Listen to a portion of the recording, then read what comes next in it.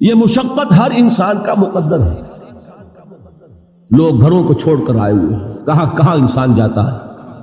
یہ اس دنیا میں محنت اور مشقت.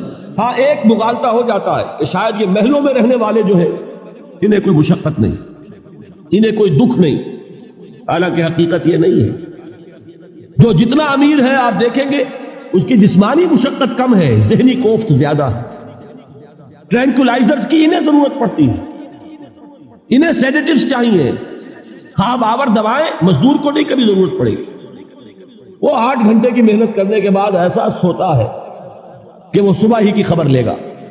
اور یہ وہ لوگ ہیں کہ جن کو ہپنوٹکس، خواب آور دوائیاں، سیڈیٹیوز، مسکن ادویات، یہ سارا لیبلیم اور یہ ویلیم اور یہ فلاں اور یہ فلاں، یہ کن کے ہاں جاتے ہیں؟ ذہنی سکون اور اطمینان انسان کو حاصل نہیں.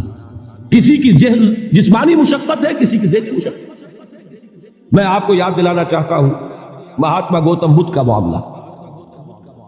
30 برس کی عمر میں کپل وستو کا شہزادہ محل کو چھوڑ کر نکل گیا. جوان بیوی کو سوتا ہوا چھوڑ کر گیا. شیر خوار بچے کو چھوڑ کر گیا. راجدھانی میں رہنے والا محل کا باسی، جسے یہ معلوم ہے کہ باپ کے بعد مجھے یہ سلطنت ملنے والی ہے، کیوں گیا؟ کبھی کبھی آپ نے سوچا؟ اس نے انسان کے غم اور دکھ کا مشاہدہ کیا. اس نے دیکھا کوئی اندھا ہے ٹھوکر کھا کر گر رہا، کوئی والدین کھڑے ہوئے رو رہے ہیں اور ان کی نگاہوں کے سامنے ان کا نہایت محبوب بچہ دم توڑ رہا اور وہ کچھ نہیں کر سکتا. اس نے سوچا یہ صدمہ کیوں ہے انسان کا؟ یہ دکھ اس کا مقدر کیوں ہے؟ اس صدمے سے، اس دکھ سے نجات پانے کی بھی کوئی شکل ہے کہ نہیں؟ انسانوں کی ایک عظیم اکثریت، شاہ ولی اللہ دہلوی رحمۃ اللہ علیہ کے الفاظ ہیں کہ وہ لدو اونٹ اور کولو کا بیل بن کر زندگی بسر کرتی ہے. جو 8 گھنٹے تک اینٹیں ڈھو رہا ہو، اس شخص کا تصور کیجیے. وہ واقعی انسان ہے یا حیوان بن گیا ہے؟ اور 8 گھنٹے کی اس محنت کے بعد بھی ہو سکتا ہے کہ 2 وقت کی روٹی اسے پوری نہ ملے. اور یہ تو ہو سکتا ہے، نہیں ہوتا ہے کہ اگر بچہ بیمار پڑ گیا ہے تو شاید کوئی برتن بیچے بغیر اس کی دوا کا سامان نہ کر سکے. ایسا شخص کتنے بوجھوں تلا دبا ہوا ہے، کتنی مشقت کے اندر پسا ہوا ہے. لدو اونٹ اور کولو کا بیل انسانوں کی عظیم اکثریت کی سطح پر زندگی بسر کرتی ہے. لیکن آپ کو معلوم ہے کہ کولو کے بیل کے لیے مشقت ہی مشقت ہے، اس کے احساسات یہ نہیں ہیں جو کہ ان سے انسان کو جو صدمہ پہنچتا ہے. ایک بیل کو اس سے کوئی غرض نہیں کہ اس کا کوئی بچہ بھی تھا کہ نہیں تھا، اس کو کوئی بخار ہوا ہے یا کیا ہوا ہے. اس صدمے سے وہ بیل بچا ہوا ہے. گھوڑے کو کوئی پتہ نہیں کہ میرا بھی کوئی اولاد میری ہے یا نہیں ہے، مجھے اس کا کوئی صدمہ ہے یا دکھ ہے، کوئی پتہ نہیں. لیکن انسان کا معاملہ یہ ہے کہ والدین کو جو جو دکھ دیکھنے پڑتے ہیں اپنے بچوں کے لیے، اپنی اولاد کے لیے. رات کی نیند ہے حرام ہے اس لیے کہ بچہ بخار میں تپ رہا ہے یا درد سے تڑپ رہا ہے، لہذا نہ ماں سو سکتی ہے نہ باپ سو سکتی. میں نے ایک موقع پر دیکھا لاہور میں کیروسین آئل، اس زمانے میں ابھی سوئی گیس نہیں آئی تھی اور اکثر و بیشتر جو ہے یہی مٹی کا تیل جو ہے ایندھن کے طور پر استعمال ہوتا تھا، اس کی شارٹیج ہو گئی تھی. تو کئی فرلانگ لمبی قطاریں لگتی تھی ان دکانوں کے باہر، ڈپوں کے باہر.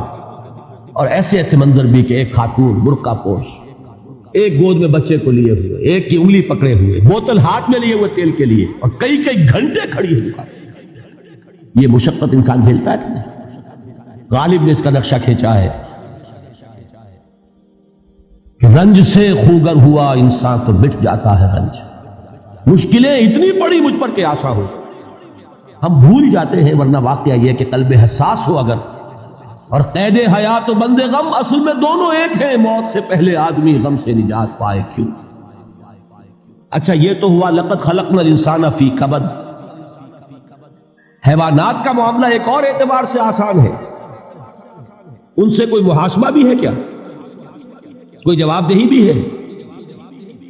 کوئی ان کو اللہ کے حضور میں کھڑے ہو کر اپنے اعمال کا حساب بھی دینا؟ انسان کی یہ ٹریجڈی ہے، یہ المیہ ہے انسان کی. اس کو بھی قرآن مجید کی ایک صورت میں قسمیں کھا کر اذا السماء انشقت، اس کے بعد کیا فرمایا؟ یا ایھا الانسان انک کادح الی ربک کدحا فملاقیہ.